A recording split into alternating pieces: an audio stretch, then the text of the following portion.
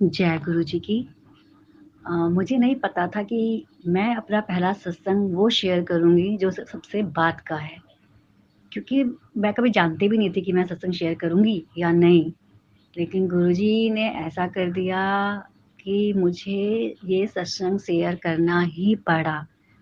मुझे आना ही पड़ा इस सत्संग को लेकर कि नहीं, मुझे ये सत्संग सबको सुनाना है, सबको बताना है कि गुरुजी कैसे-कैसे आपको कैसे सँभालते हैं। तो मैं अपना सत्संग शुरू करती हूँ, क्योंकि मेरे लिए ये सत्संग इतना बड़ा हो गया है कि मैं पुराने सत्संग को अभी शेयर ही नहीं करा है आज तक। मैं सोचती थी कि पता नहीं गुरुजी जब चाहेंगे तब करूँगी, लेकिन मेरी जर्नी, मेरी शुरुआत तो मैं बता ही नहीं रही हूँ। मैं आपको अपना अभी का सत्संग बता रही हूँ, जिसने मुझे अंदर तक पूरा हिला दिया। तो मैं अपना सत्संग शुरू करती हूँ। अभी गुरुजी की बाबूजी की बरसी थी 6 अगस्त को। तो मेरे को था कि मुझे गुरुजी की बाबूजी की बरसी में जाना है। वो भी मैंने किसी सत्संग के थ्रू सुना था कि गुरुजी की बाबूजी की बरसी 6 अगस्त को है, और मैं जानती भी नहीं थी उस समय कि गुरुजी के बाबूजी का देहांत पिछले साल हुआ है। मुझे लगता था अभी शायद अभी कुछ समय की बात है, कुछ 1 महीने की ही बात है। अब मुझे तब लग रहा था कि अरे! बरसी तो 1 साल में होती है, इतनी जल्दी इनकी बरसी हो रही है, शायद होता होगा। फिर बाद में मैं ऐसी सर्च कर रही थी, मुझे उस दिन गुरुजी की बाबूजी की फ़ोटो दिखी रात के टाइम पे, पूरा कि 6 अगस्त को पहली बरसी है, उस बस देखती ही रह गई फ़ोटो को। मैंने बोला, अरे! मुझे तो आना है गुरुजी के बाबूजी की बरसी में। गुरुजी मुझे बुलाओ, मैं मुझे जानना है, मुझे आना है। आप हमारे पिता हो, सब कुछ हो, और वो मेरा ननिहाल है और मेरे नाना हो गए वो। मुझे तो आना है। मैंने बहुत गुरुजी को बोला मुझे आना है, बट वही होता है, डिसाइडेड गुरु करते हैं। जाना तो मैं कब से चाहती थी डुगरी, लेकिन डिसाइड गुरुजी ने कर रखा था कि मुझे कब आना है डुगरी। तो मैं अकेली थी, मेरे साथ जाने के लिए कोई नहीं था। एक अंकल थे पंजाब के, जो मैंने नेट से ही ऐसी संगत का नंबर निकाला था, तो उनसे ही मैंने जानकारी पता की थी डुगरी के बारे में। मैंने उन्हें फिर कॉल किया, उन्होंने मुझे पूरा गाइड किया, पूरा कैसे करना है, कैसे आना है। उनका मैं बहुत दिल से शुक्रिया करती हूँ संगत की, उन्होंने मेरा पूरा मेरे को गाइड किया। लेकिन उसके बावजूद भी मैं अकेले हिम्मत नहीं कर पा रही थी। मैं ऋषिकेश रहती हूँ, मैं फर्स्ट टाइम वहाँ जाना है, मुझे मालूम नहीं है। एक डर भी लग रहा था, गुरुजी अकेले कैसे? मेरे को कोई साथ नहीं मिल रहा था। फिर उस समय मैंने टिकट देखी, टिकट भी अवेलेबल हो रही थी। लेकिन फिर मैंने बोला चलो गुरुजी की मर्ज़ी, और शायद गुरुजी ये भी जानते थे कि इसके पास पैसे नहीं है, ये आएगी कैसे? क्योंकि मेरी कंडीशन, मेरे हालात जो भी है, वो गुरुजी को सब पता है, सब कुछ। तो गुरुजी ये भी जानते थे कि इसकी व्यवस्था भी मैंने ही करनी है, क्योंकि इसके पास एक पैसा नहीं है। इसने आना है तो वो व्यवस्था भी मैं ही करवाऊँगा। मैंने गुरुजी पे छोड़ा। फिर मैंने नंबर ढूँढने शुरू करे। मुझे ये था कि दिल्ली से भी जाते हैं लोग और अच्छे उसमें हो जाता है। तो मैंने यूट्यूब में पता किया, तो मुझे मिला एक नंबर। यूट्यूब में मैंने वीडियो देखा अंकल जी का। नंबर, नाम शायद गगन बत्रा जी था उनका।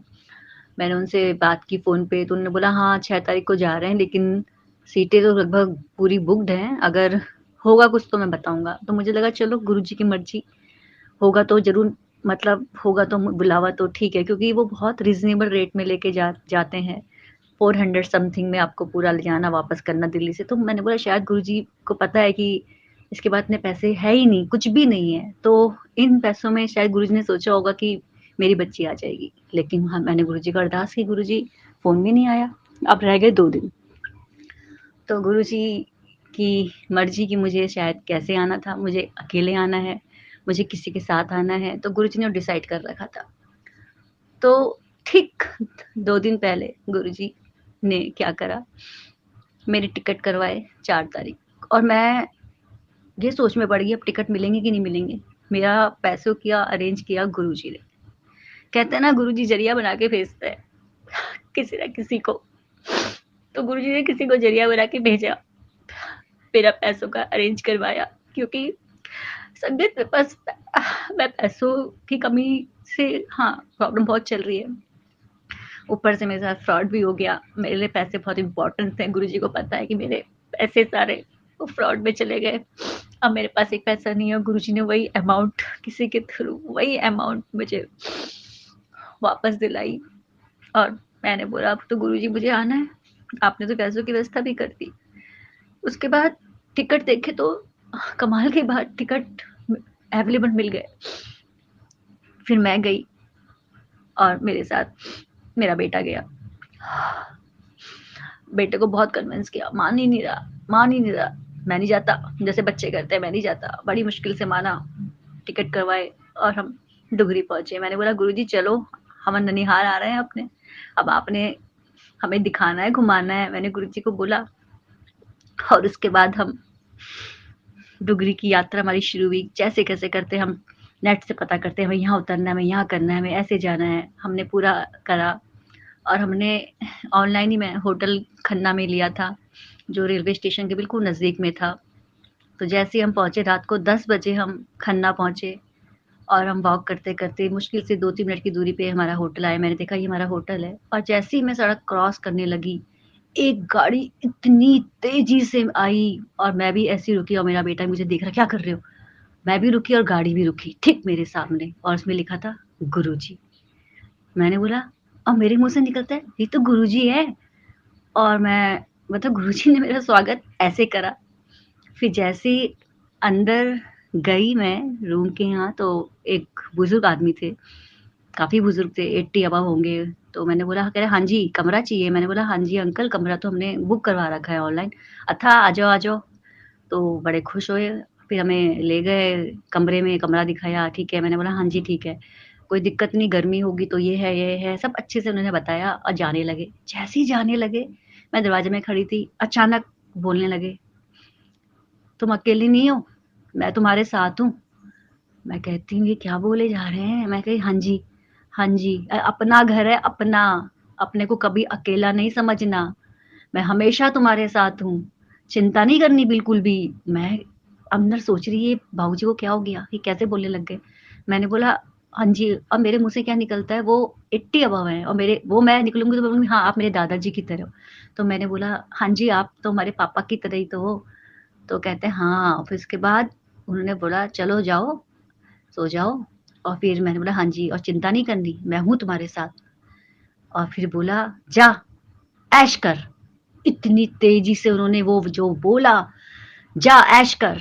मैं तो एकदम शॉक्ड हो गई, ये क्या इन्होंने बोला मेरे को, ये तो गुरुजी बोलते हैं। और मैंने तुरंत बोला ये तो मेरे गुरुजी बोलते हैं। और उन्होंने स्माइल दी और चले गए। पर मैं समझ गई ये गुरुजी थे, ये गुरुजी थे जो उस वक्त साक्षात उनमें आए, मुझे बोल के गई तू अकेली नहीं है, मैं तेरे साथ हूँ, चिंता ना करा कर, मैं हमेशा तुम्हारे साथ हूँ। और लास्ट में जा ऐश कर। ओ गॉड, जो मैं सुनती थी सत्संग में गुरुजी ऐसे बोलते थे, वो गुरुजी ने सामने सामने साक्षात बोल के चले गए। मैं रात भर नींद में मतलब यही सोच रही हूँ कि ये क्या था, बस जा ऐश कर, सोचती रही खुशी के मारे मैं, क्योंकि मैं समझ गई गुरुजी थे। और फिर सुबह जब मैं उठी नहा धो के डुंगरी जाने की तैयारी करी 7 बजे, वही बाबूजी बैठे हुए थे अच्छी पैंट कमीज में और चाय पी रहे थे, मटर बिस्किट था। मैं गई, अच्छा बाबूजी अच्छा, हाँ बैठो। मैंने बोला जी। तो इतनी मट्ठी थी, मैं नहीं नहीं आप खाओ ना, चाय पी? मैंने बोला नहीं आप पियो, मंगाता मैं नहीं। तो ना ना ना, उन्होंने इतनी मटर पूरी की पूरी भर के मेरे हाथ में, मैंने नहीं मैंने इतना नहीं खाना मैंने, ना ना। मैंने बोला अरे आप ये दे तो मेरे लिए प्रसाद है, मैंने ये तो मेरे लिए प्रसाद है, बस बहुत है। तो उन्होंने बोला ये प्रसाद ही है। उन्होंने मुझे ऐसे बोला, मैं यूं, और उन्होंने पूरा भर कर, पूरा मुट्ठी भर के मेरे हाथ में मटर पकड़ा दिए।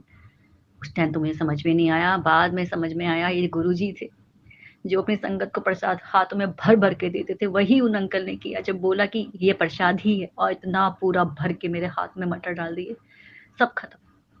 तो गुरुजी का ये मुझे गुरुजी दिखा रहे थे।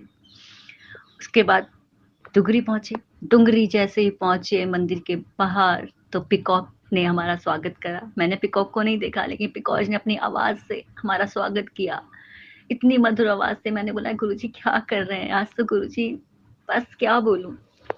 फिर डुगरी में गए, इतने अच्छे से दर्शन हुए, बहुत अच्छे से, बहुत अच्छा हुआ, बहुत अच्छा लगा। और जैसी बाहर आई, लंगर प्रसाद लिया, भारी खाना था लंगर प्रसाद।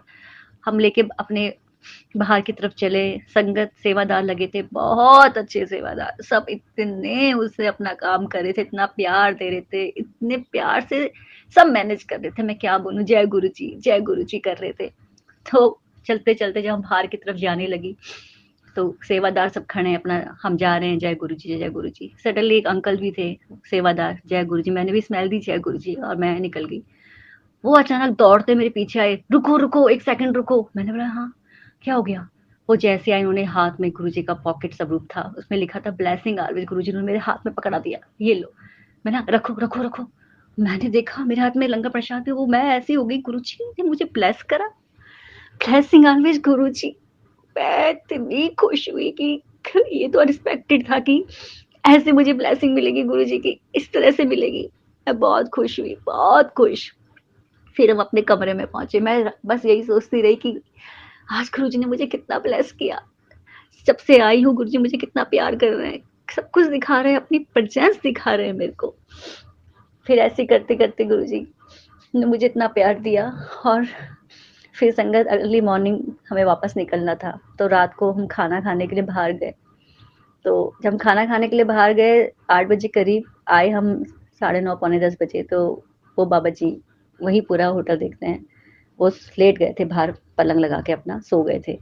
तो शटर खुला था, मैं अंदर गई तो उठ गए, आ गई। मैंने बोला हाँ जी, ठीक है, बढ़िया। खा लिया? मैंने बोला हाँ जी खा लिया। वो लेटे ही रहे, आंखें बंद ही थी उनकी। मैं चलो आप भी आराम करो, सो जाओ। कह रहे कोई गल नहीं, कोई गल नहीं। मैंने बोला हाँ जी। फिर बात करते रहे ऐसी, और आंख नहीं खोली, बस आंखें बंद ही रखी। मैंने ठीक है, हम भी सुबह निकल जाएंगे। हाँ ठीक है, आराम से जाना और फिर आना। मैंने हाँ जी। फिर जैसे ही मैं जाने के लिए भी, उन्होंने तुरंत बोला, कर्मा अच्छे रखना, अपने कर्मा अच्छे रखना, सब अच्छा होगा, जा सोने जा। और जब उन्होंने फिर ये बोला, मैंने फिर मेरे मुंह से भी निकला, ये तो मेरे गुरुजी बोलते हैं। उन्होंने बोला जा सोने जा। और मैं चली गई, मैं समझ गई ये गुरुजी थे। ये फिर गुरुजी आए, मुझे बता के भी गए कि कर्मा अच्छे रखना तो सब अच्छा होगा। तो मैं तो ऐसी हो गई कि गुरुजी ने मतलब गुरुजी, क्या बोलूं, मुझसे तो मतलब बोला भी नहीं जा रहा है, मैं सिर्फ फील कर रही हूँ। अभी तक मैं मन में यही सोच रही हूँ, गुरु जी, जय गुरु जी, शुक्राना गुरु जी, आपने मुझे इस लायक समझा, खुद आए, अपनी प्रेजेंस दिखाई। क्योंकि संगत, गुरु जी जानते हैं कि मैं अकेली हूँ, मेरे साथ कोई नहीं है, मैं सब कुछ अपना खुद देख रही हूँ, कैसे कर रही हूँ। गुरु जी को सब पता है, सब कंडीशन मेरी पता है, गुरु जी जानते हैं। बस गुरु जी से यही सीखा है, मांगा, मांगना नहीं है, मुझे मानो। तो मैंने तो गुरुजी को माना ही है, मांगा नहीं कभी। और गुरुजी देखो बिना बोले कितना कुछ दे रहे हैं, इतना प्यार, इतना इतना प्यार, इतनी परवाह मेरी कर रहे हैं। हम उंगली छोड़ देते हैं एक पल के लिए जब हम घबरा जाते हैं, लेकिन गुरुजी कभी नहीं छोड़ते।